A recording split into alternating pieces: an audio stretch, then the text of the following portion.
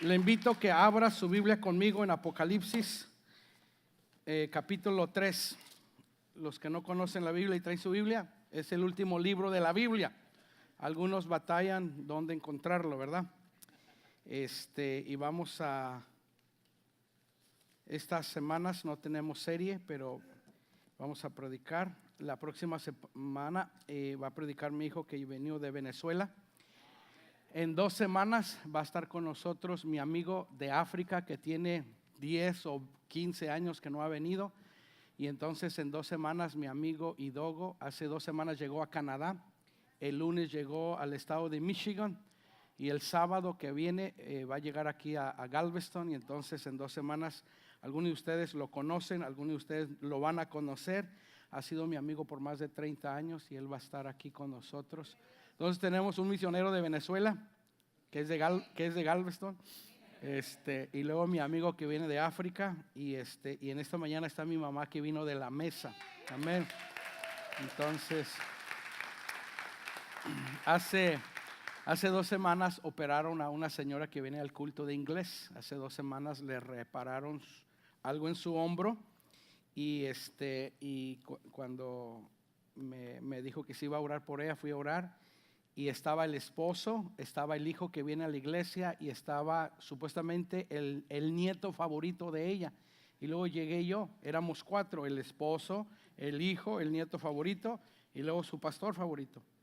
Y le dice a la doctora, tómeme una foto. Y la doctora dice, ¿por qué? Dice, están los 4 hombres más importantes de mi vida. Está mi esposo, está mi hijo, está mi nieto y está mi pastor. Y entonces esta mañana yo voy a tomarme una foto porque están las 2 mujeres más importantes. Bueno, falta Lili, pero hoy están 2 las mujeres importantes de mi vida. Amén. Entonces, déjenme orar y vamos a leer ahí en Apocalipsis capítulo 3. Dios, en esta mañana, yo te doy gracias porque la verdad que tú eres muy bueno. Yo oro que cada uno de nosotros entendamos que no solamente eres bueno, pero celosamente anhelas tener una relación con nosotros. Yo oro que tu Espíritu Santo trate con nuestro corazón y más que tratar con nuestro corazón, cambie nuestro corazón para nosotros poder, Señor. Porque tu palabra dice que tú pones el querer como el hacer. Y a veces hemos querido y no lo hemos hecho, pero necesitamos tu ayuda para acercarnos y vivir más cerca de ti. Te necesitamos hoy más que nunca y oro que hables a nuestra vida y más que hablar, que nosotros pongamos de nuestra parte para hacer los cambios que tú deseas que cambiemos. En el nombre de Jesús y todos decimos amén. Bueno, en Apocalipsis capítulo 3, el tema de esta mañana se llama Querida Iglesia. Cuando usted escribe una carta a una persona que usted quiere, usted siempre le pone querido fulano, querido Juan, querido Mario o querida. En mi caso, si yo le escribiera una carta a mi esposa, le pusiera querida Fina, o a mi mamá querida Enedelia o Nene. Esta carta que vamos a leer es una carta de Jesús a la iglesia. Por eso se llama Querida Iglesia. En el libro de Apocalipsis, Juan, que escribió el Evangelio según San Juan, está desterrado por el Imperio Romano. Nerón lo había desterrado. A los discípulos los habían matado y era el único que quedaba. Y los romanos pensaron con desterrarlo a una isla rocosa, a una isla desierta, que se llama todavía la isla de Patmos. Iba a ser lo último y ahí Juan iba a morir, sin saber que en esa isla Jesús se le aparece y le da el libro de Revelación o del Apocalipsis. Y en el Asia Menor, en ese entonces, lo que ahora es Grecia, había muchas iglesias, pero específicamente Jesús inspira a Juan que escriba 7 cartas a 7 iglesias. Y la carta que vamos a ver hoy es la carta que Juan le escribe Obviamente Juan le escribe, pero inspirado por Jesús para escribir estas cartas a la iglesia. Y entonces vamos a leer la carta que Jesús le manda a través de Juan a la iglesia en la Odisea. Y dice así: escribe al ángel de la iglesia en la Odisea. El ángel era el pastor de la iglesia. Entonces Jesús le dirige esta carta al pastor de la iglesia para que el pastor se las lea a la iglesia. Dice: escribe al ángel de la iglesia en la Odisea. Y luego Jesús dice quién es él. Jesús dice: el amén, el testigo fiel, verdadero, el principio de la creación de Dios, dice esto. La razón que él dice que él es el amén, que él es el testigo fiel y el verdadero, es que Jesús está hablando como cuando alguien está en una corte y el juez le pregunta al procurador o le pregunta al que va a dar un testimonio: ¿prometes tú decir la verdad y solo la verdad? Jesús está diciendo: yo soy el testigo fiel.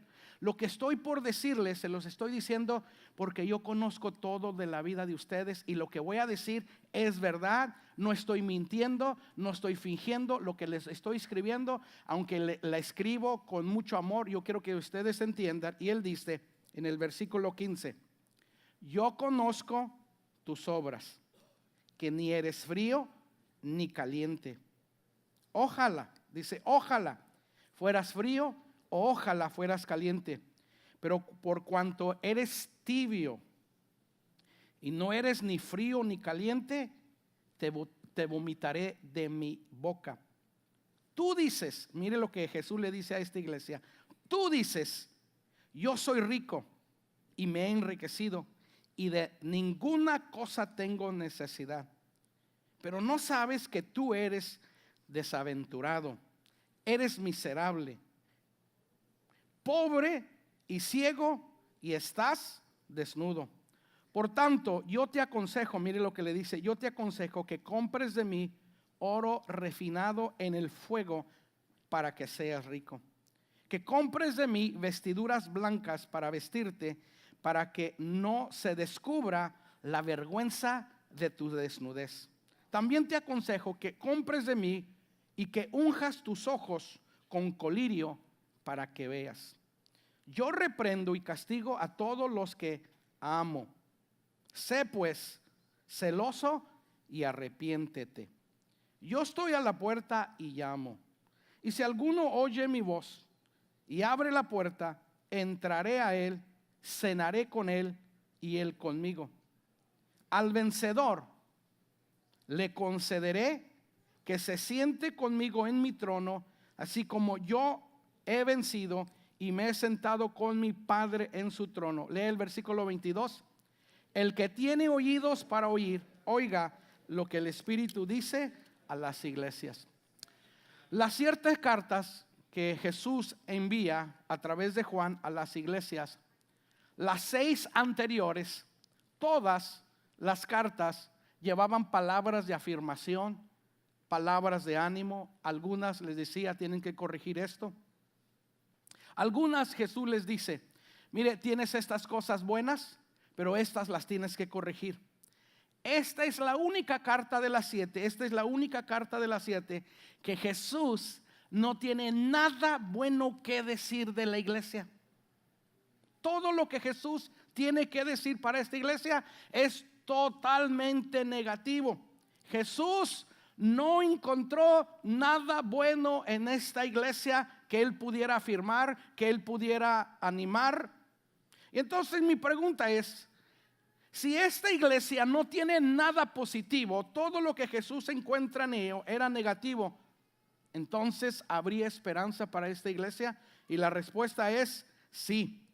Jesús no solamente aparece como un procurador, porque él dice: yo soy el testigo fiel, yo soy el amén. Pero si usted ve bien la carta, Jesús también aparece como un doctor, porque Jesús le está diciendo a esta iglesia: lo que tú no te has dado cuenta es que estás enferma. Tú dices que eres rico, tú dices que no tienes necesidad de nada, pero eres un pobre, eres un desaventurado, estás desnudo, necesitas que yo te vista. Y lo que Jesús quiere que ellos entiendan, que el síntoma de ellos no es el problema. cuando usted tiene un catarro, el catarro no es su enfermedad. El que usted ande estornudando, el que usted traiga un dolor de cabeza, a veces son los síntomas. Y es a veces nosotros queremos arreglar los síntomas sin arreglar el problema porque nos enfermamos. Entonces, en esta carta Jesús le va a decir, estos son tus síntomas, pero en realidad esta es la razón por la cual estás enferma. Y luego Jesús le dice, pero yo quiero darte el remedio, yo quiero darte la medicina, porque hermano, Jesús es el único que nos puede dar a nosotros la medicina que nosotros necesitamos cuando nosotros estamos enfermos o cuando nosotros tenemos cualquier necesidad. Entonces, la pregunta que usted tiene que hacerse y la pregunta que yo me tengo que hacer esta mañana es, en cuanto a esta carta que vamos a ver esta mañana, ¿cuánto de esa carta se aplica a mi vida? ¿Hasta qué grado nueva vida? Porque ya no estamos en la Odisea, estamos en la isla de Galveston, no estamos en la iglesia de la Odisea, estamos en la iglesia Nueva Vida. ¿Hasta qué grado será esta carta verdad en nuestra iglesia? ¿Y hasta qué grado será esta carta verdad en mi vida? Entonces, mientras yo enseño esta mañana, usted debe de preguntarse, ¿hasta qué grado es verdad lo que esta carta que Jesús escribió a la iglesia de la Odisea se aplica a mi vida? Porque de nada sirve que usted me oiga o que yo la predica y que usted y yo sigamos como hemos estado y que no cambiemos nada. Entonces, ahí en su bosquejo, vamos a ver los síntomas de esta iglesia. ¿Cuáles eran los síntomas de la iglesia? ¿Por qué es que Jesús les está escribiendo y le dice lo que les dijo? Y esto eran los síntomas. Lea conmigo el versículo 15 y lea conmigo el versículo 16. Dice así, léalo. Yo conozco tus obras, que ni eres frío ni caliente. Ojalá, mire lo que dice, ojalá fueras frío o caliente, pero por cuanto eres tibio y no frío ni caliente, te vomitaré de mi boca. Entonces, el síntoma de esta iglesia es que era una iglesia tibia. No eran ni fríos y no era caliente. Ahora, cuando ellos reciben esta carta, entienden exactamente lo que Jesús se está refiriendo. Le voy a explicar. Esta iglesia o esta ciudad de la Odisea tenía muchas cosas, pero lo que no tenía era fuente de agua. Había dos ciudades, una al norte y otra al sur. En el norte había la ciudad, venía un río con agua hirviendo, agua casi termal, caliente, y había otro río que venía del otro lado con agua bien congelante, bien fría. Y cuando las aguas de esos dos ríos, la que venía de un lado con agua hirviendo caliente y venía el otro río con agua fría, llegaban y se unían en la ciudad precisamente de la Odisea. Y cuando esos ríos llegaban, lo que era no era ni caliente el agua ni fría, era agua tibia. Y a nadie de nosotros, hermano, nos gusta ni el café tibio, ni los caldos tibios, menos el agua tibia. ¿Cuánto más a Jesús le gusta que su iglesia sea tibia? A veces mi esposa, vamos a un restaurante y pide caldo y ella lo prueba y le dice a la mesera, disculpe, ¿me lo puede volver a calentar? Hermano, está casi hirviendo. A ella le gustan las cosas calientes, aún el café. Entonces, si usted y a mí, hermano, no nos gustan las cosas tibias, ¿cuánto más a Jesús no le gusta la cosa o la iglesia o el cristiano que es tibio? Y esto era el síntoma de esta iglesia, que no era ni fría, no era ni caliente. El problema era que era una iglesia tibia. Entonces Jesús les dice, yo prefiero que seas frío a que seas tibio. Cuando hay gente, hermano, que viene de Latinoamérica y han sido cristianos en sus países, lo primero que dicen cuando vienen a Estados Unidos, la iglesia en Estados Unidos no ora. La iglesia en Estados Unidos se queja cuando el culto se pasa de más de 1 hora y media. La iglesia les tiene que enseñar, el pastor, cuándo levantar las manos y cuándo venir a la oración. Aunque en Estados Unidos tenemos más dinero, pero somos más tacaños con nuestro dinero. Aunque tenemos mejores carros, ponemos más excusas para servir a Dios. ¿Por qué? Porque nos hemos convertido en una iglesia tibia. Entonces, ¿qué es tibio? Tibio es indiferente o apático. Me da igual si voy a la iglesia, me da igual si leo la Biblia, me da igual si paso al altar o no paso al altar, me da igual. Y entonces Jesús les dice, yo te aconsejo, mire lo que le dice, no le dice te mando, yo te aconsejo que seas celoso y arrepiéntete. ¿Sabe qué es celoso? Celoso no es ese celo cuando una persona le tiene celos a su esposa o es celoso a la mujer. Lo que Jesús le está diciendo es de tener fervor, de ser enérgico, de ser apasionado. Los cristianos tibios o son alguien que han perdido su celo por Dios. Y hay dos cosas de cristianos tibios. Usted sabe, hermano, que es más fácil tratar con una persona que no conoce a Dios que tratar con un cristiano que se ha apartado de Dios y piensa que no tiene necesidad de Dios. Es más fácil salir de aquí de la iglesia, ir a buscar una de esas personas que ahorita amaneció crudo, que no ha pisado una iglesia, que no conoce a Dios, que es totalmente ignorante de las cosas de Dios, que está totalmente muerto espiritualmente, es frío, que ir a la casa de alguien que venía a la iglesia, que conocía a Dios, que prefiere estar, no sé, en otro lugar. Es más fácil tratar con una persona fría que con una persona tibia. Hermano, con el tibio tú no le puedes enseñar porque piensa que lo sabe todo. Con el tibio tú no le puedes decir que necesita a Dios porque piensa que no necesita a Dios.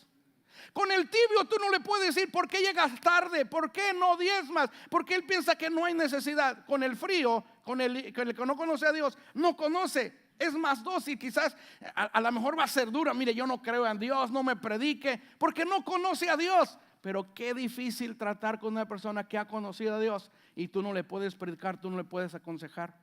Yo me he encontrado últimamente con personas que asistían a la iglesia y cuando me encuentro con ellos me sacan la vuelta. Hace 3 semanas me encontré con uno y le dije, oye chico, ¿no te hemos visto? Dijo, no hermano, es que el trabajo y esto, aquí y esto acá. Le dije, cuando llegaste de tu país tenías trabajo? No. Y cuando llegaste de tu país, porque con el tibio, hermano, le pones más énfasis a las cosas que a Dios. Y este era el problema de esta iglesia. Cuando tú eres celoso, en el sentido, cuando un hombre es celoso con su esposa, o cuando una mujer es celosa con su esposa, le voy a decir, es que el celo está dirigido para proteger a esa persona. Es que no, yo no quiero que me saluden a mi esposa, yo no quiero que me la miren. O sea, es una atención desmedida.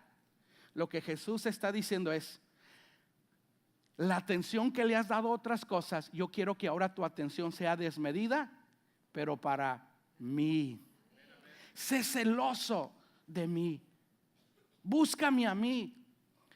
Y entonces, el que es tibio, ya le dije, está lejos de ser caliente y celoso que los no creyentes. Y luego Jesús le dice esto. Mire lo que Jesús le dice a la iglesia. Porque no eres ni frío y no eres caliente, me estás produciendo asco. Me estás produciendo que quiera vomitarte de mi boca. ¿Ha sentido usted, hermano, cuando usted vomita? Qué feo se siente después cuando usted ya no tiene nada que vomitar y usted está vomitando y el dolor que le produce. Bueno, la mayoría de nosotros que nos enfermamos por lo que comimos. Pero Jesús está diciendo, tu actitud, tu tibieza dentro de mí me está produciendo que quiera vomitarte. Entonces, eso era el síntoma. El síntoma era que eran tibios. Pero ¿cuál era la enfermedad principal? Número 2, esta era la enfermedad principal. la enfermedad principal de la iglesia en Laodicea, escúchelo, la enfermedad principal, hermano, de la iglesia en Laodicea no era que eran tibios. La enfermedad principal era su arrogancia y su orgullo. Eso era. Porque mire lo que Jesús les dice en el versículo 17 y el versículo 18. Léalo. Tú dices, ¿qué decían? Mire lo que decían. Yo soy bendecido, prosperado y en victoria.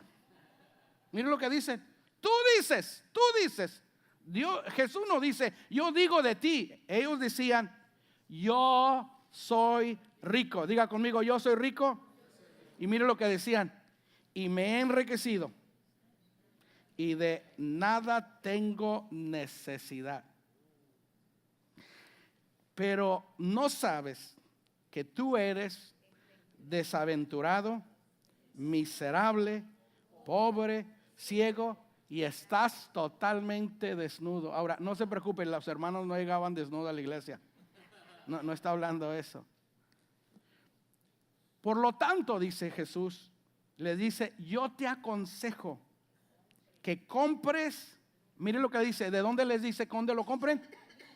De mí. O sea, todo lo que ellos estaban gastando su tiempo y su dinero, nunca lo habían encontrado porque no lo estaban buscando en Jesús. Te aconsejo que compres de mí oro refinado en el fuego para que seas rico, y vestiduras blancas para vestirte, para que no se descubra la vergüenza de tu desnudez, y que unjas tus ojos con colirio para que veas. Entonces, la enfermedad de ellos era el orgullo, era la arrogancia. Y le voy a ser sincero, todos nosotros, hermano, llega el momento que pensamos, porque ahora gano más, porque ahora tengo en mi caso yo nací en Estados Unidos. Algunos de ustedes se han hecho residentes, algunos de ustedes se van a hacer. Bueno, ahí está la migración para los que no se quieren hacer.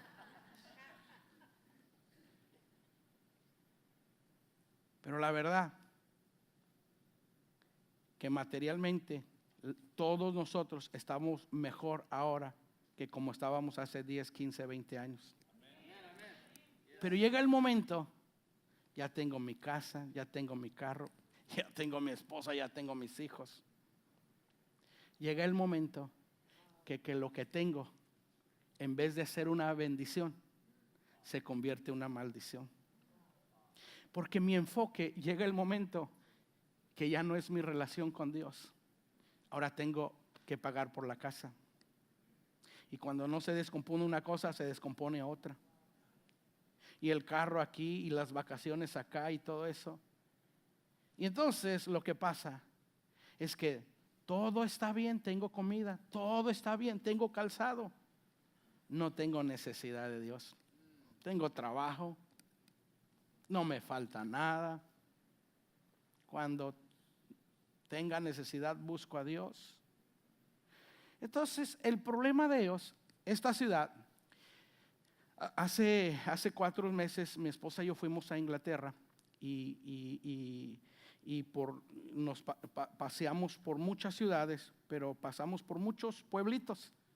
Y en los pueblitos nos decía el guía, vean las ovejas negras.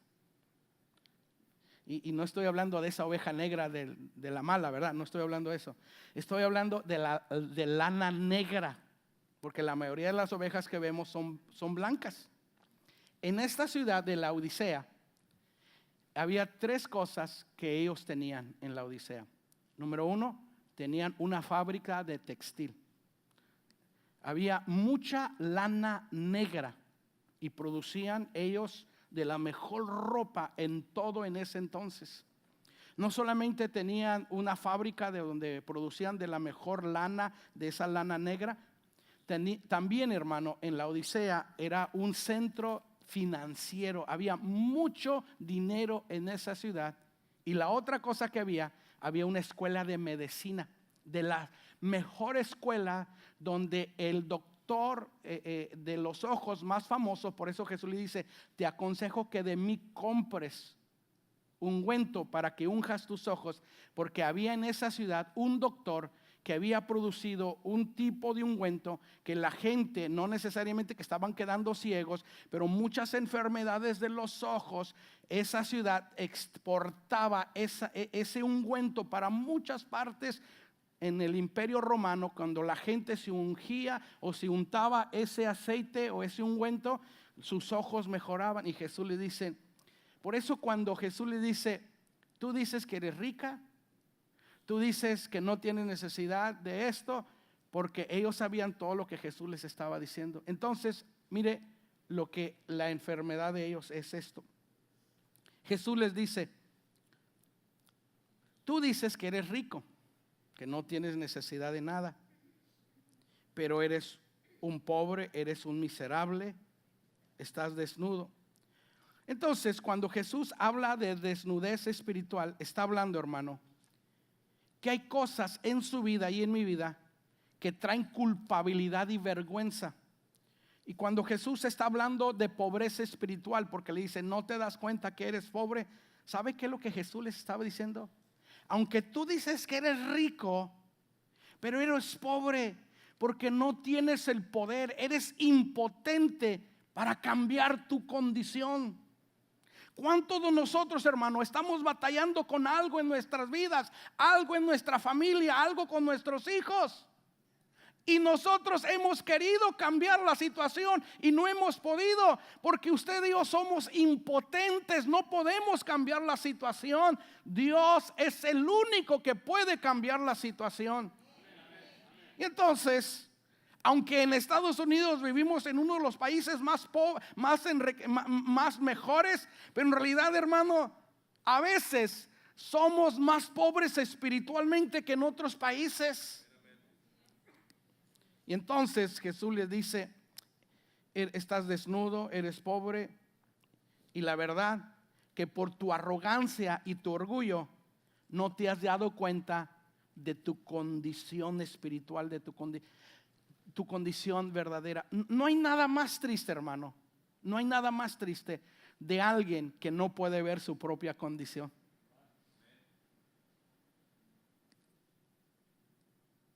O sea, todo mundo la ve, pero él no lo puede ver.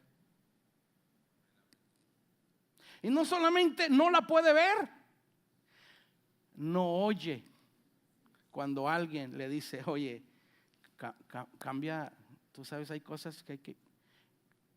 Mire, vamos a ser honestos, yo no tengo mucho cabello, ¿verdad?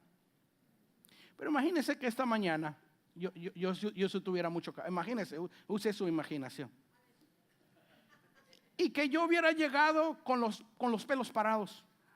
Imagínese. Usted hubiera dicho esto, oiga, la pastora no le dijo al pastor que se peinara. Mire cómo llegó con los pelos parados. Oiga, y su mamá tampoco no le dijo. Porque, hermano, no solamente el espejo nos dice lo que hay que cambiar, pero cuando las personas que nos aman están en nuestra vida, también nos van a decir. A veces Lili me dice, papá, esa camisa con ese pantalón no checa. La corbata esa tampoco queda, no queda. Pero qué triste, hermano, cuando alguien te quiere decir algo de tu vida y tú no quieres escuchar o yo no quiero escuchar. Ahora, es una cosa cuando tu papá, tu mamá, tu esposo, tu esposa, pero es otra cosa cuando no queremos escuchar, cuando Jesús quiere producir la corrección y los cambios en nuestra vida. Una cosa es que usted diga, es mi esposa, así es. Es que así son mis papás. Pero otra cosa, que es Jesús hablando a tu vida y hablando a mi vida, y no hacemos caso o no oímos. Porque el orgullo espiritual no solamente enceguece nuestros ojos, el orgullo espiritual cierra nuestro oído para percibir la voz de Jesús, la voz del Espíritu Santo. Entonces, el problema de ellos no es que eran tibios. El problema es que estaban mejor que nunca. Pero sentían que no tenían necesidad de Dios. Yo soy rico y no tengo necesidad de nada. su orgullo espiritual, Jesús le dice: ¿no te has dado cuenta que eres pobre, que eres miserable, que eres desaventurado? Porque el problema no es que eran tibios, el problema es que todo lo que habían recibido de Dios se les había olvidado de dónde había venido, y se olvidaron de su relación principal con Jesús. Pero no termina allí. Déjeme explicarle hoy el remedio para esta iglesia. ¿Cuál era la medicina? ¿Cuál era el remedio para esta iglesia? Punto número 3. El remedio para esta iglesia. Jesús le dice: mira, este es el remedio, esta es la medicina para ti. Leemos el versículo 18 y el versículo 20. Dice así, léalo. Por tanto, yo te aconsejo que compres de mí oro refinado en fuego, para que seas rico, y vestiduras blancas para vestirte, para que no se descubra la vergüenza de tu desnudez, y que unjas tus ojos con colirio para que veas. Yo reprendo y castigo a todos los que ¿qué? Léalo. Yo reprendo y castigo a todos los que sé pues celoso y arrepiéntete. Yo estoy en la puerta y llamo. Si alguno oye mi voz y abre la puerta, entraré a él y cenaré con él y él conmigo. Entonces, vea para acá, mire. Unos versículos antes Jesús les está diciendo: no sabes que me produces asco. No te has dado cuenta que tu tibieza me produce náuseas. Pero mire lo que Jesús les dice. Don't put the picture up yet. Mire lo que Jesús les dice.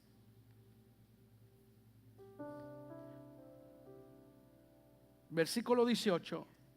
Yo te aconsejo que compres de mí. Y luego le dice: lo primero, hermano, que ellos necesitaban, tenían que aprender el remedio para que usted y yo dejemos de ser tibios. El remedio para no volvernos orgullosos o arrogantes, que no tenemos necesidad. Tenemos que aprender a escuchar el consejo de Jesús. Jesús le dice: yo te aconsejo. Mire, Jesús pudiera haber dicho esto: yo te mando, yo te ordeno. Pero Jesús le dice: no, mira, yo te aconsejo. Es como cuando usted va con el doctor y el doctor te dice: mire señor, mire señora, yo le aconsejo que cambie su dieta. ¿Por qué? Porque el doctor no te puede mandar, porque usted ya está grande.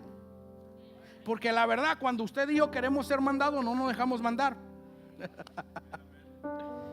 ¿Cierto o no? A nadie le gusta, hermano, que le exijan. Ahora, pero Jesús le dice: mira, yo te aconsejo. Ya está en ti. Yo te voy a aconsejar qué es lo que necesitas para que sanes de los problemas que estás teniendo. Lo primero, yo te aconsejo. Escucha, mire, yo te aconsejo. Y luego mire lo que le dice: compra de mí. Ahora, cuando usted lee ese pasaje, Jesús en realidad, ¿sabe qué es lo que les está diciendo? No, Jesús no les quiere. Él no vino para venderles nada. Porque no hay nada, hermano. Déjenme explicarlo de esta manera. No hay dinero que la iglesia tenía que podían comprar lo que Jesús tenía. No hay dinero que usted tenga, no hay dinero que yo tenga que pueda comprar las bendiciones de Dios. Las bendiciones de Dios no se compran. Las bendiciones Cristo ya la pagó con su sangre en la cruz del Calvario. Lo que Jesús quería que ellos entendieran, que no es por obras, no es por lo que yo pueda comprar, no es por mis esfuerzos.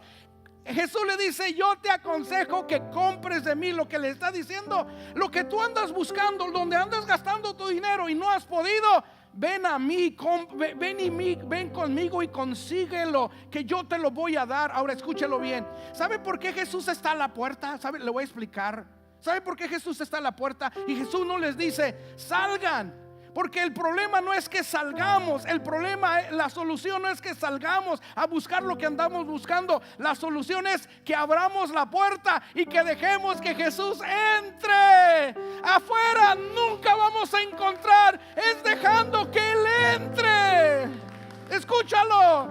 Él no le dice sal, Él dice déjame entrar, porque hermano, no es afuera, no es saliendo que tú vas a encontrar lo que andas buscando, es abriendo la puerta y dejando que Jesús entre a tu vida, en tus relaciones, que vas a encontrar la solución para tu vida, el remedio, la medicina que tú andas buscando, la medicina que yo busco o que necesito.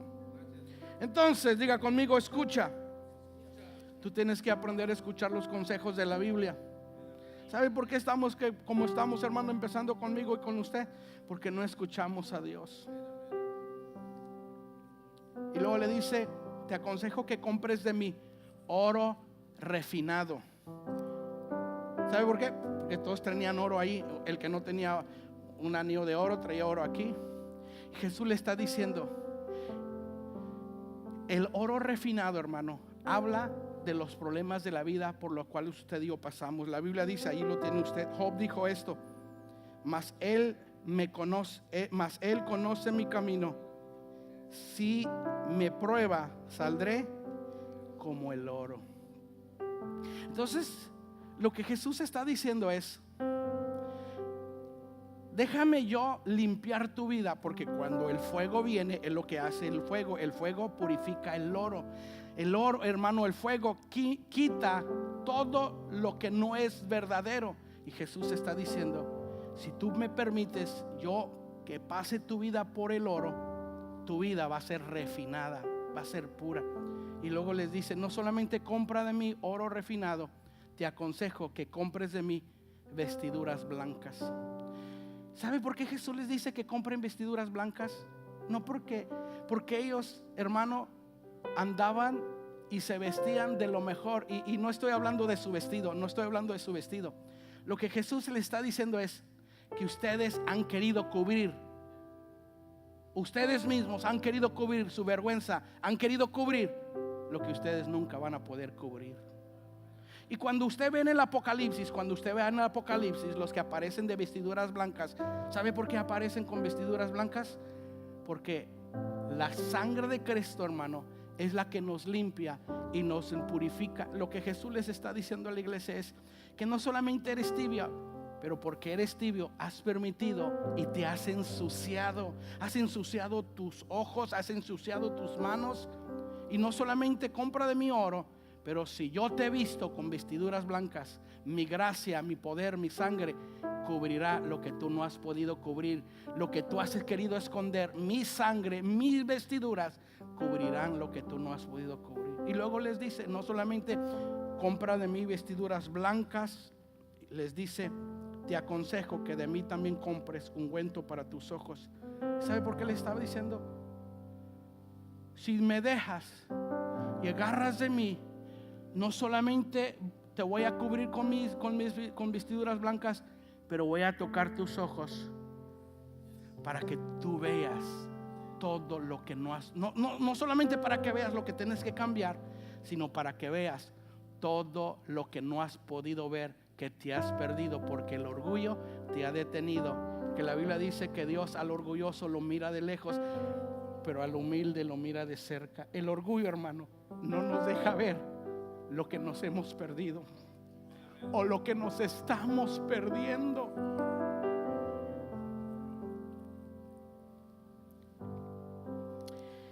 Entonces Jesús dice, yo estoy a la puerta. Todos los que tenemos años en el evangelio, todos los predicadores usan ese versículo para hablar de salvación, y ese versículo no se aplica para el inconverso. Este versículo es para nosotros los cristianos. Jesús dice, yo estoy a la puerta. Ahora, todos nosotros, hermano, hemos visto esta figura. Todos, a lo mejor usted tiene esta foto en su casa. El que la pintó, años después, alguien estaba viendo la pintura y le dijo al pintor, lo felicito como pintó a Jesús y lo felicito, pero usted se equivocó cuando pintó la puerta. Dijo, ¿cómo que me equivoqué? Dijo, porque todas las puertas tienen chapas y a la suya le falta. Le dijo, no, amigo, no me equivoqué, porque la chapa está adentro, la chapa no está afuera. Era el de adentro que tenía que abrir la puerta. No era que Jesús la abría o le podía, como cuando llegan los policías, que Jesús nunca va a tumbar la puerta. Jesús va a tocar. Ahora, vea esto. Unos versículos antes Jesús les está diciendo: me causas náuseas. Pero ahora dice: si tú no lo habías entendido, a quien yo amo, yo castigo y corrijo, pero estoy a la puerta y estoy tocando.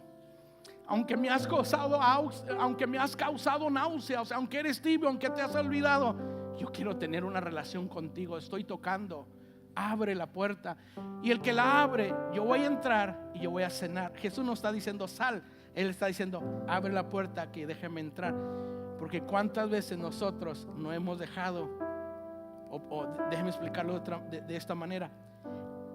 Esta iglesia, hermano, hacía todo como iglesia, pero tenían a Jesús afuera.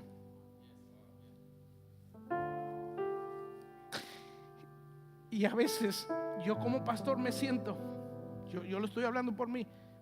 Gracias por el nuevo edificio, gracias por todo, pero ¿cómo es posible ser iglesia y que Jesús esté afuera? Dios tenga misericordia de nosotros. ¿Cómo es posible que tenemos horas de oración, pero estamos tan ocupados para venir a orar, para estar con Jesús?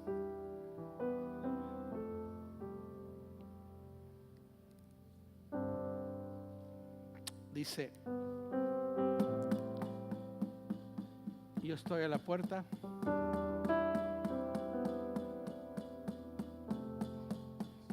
y llamo. El que abre la puerta, Jesús la puede abrir. Él es todopoderoso, pero Él espera que tú la abras. Él espera que yo la abra. Y mire lo que dice: el que la abre, yo voy a entrar. Mire lo que dice aquí. Dice: yo voy a entrar y voy a cenar con Él. ¿Sabe qué está diciendo Jesús? Yo no estoy esperando que tú pongas la cena, yo ya la traigo. Lo que tú andas buscando, yo lo tengo. Y si tú abres la puerta, lo que tú necesitas, yo te lo voy a dar. Yo lo voy a suplir. No pienses, no digas: no tengo necesidad de nada, porque en realidad tienes necesidad de mí. ¿Cómo canta usted, hermano? ¿Solo canta porque ve la letra, o canta porque amas a Jesús? Cuando vienes al altar, cuando lees la Biblia, ¿por qué has dejado de leer la Biblia? Mi pregunta para ti es esto: ¿seguirás tibio? ¿Seguiré tibio? ¿Viviré orgulloso? No tengo necesidad, eso es para los líderes, esto es para aquel. ¿O seré yo que diré: Señor, eso es para mí? Yo he sido tibio. Hay áreas donde he sido orgulloso.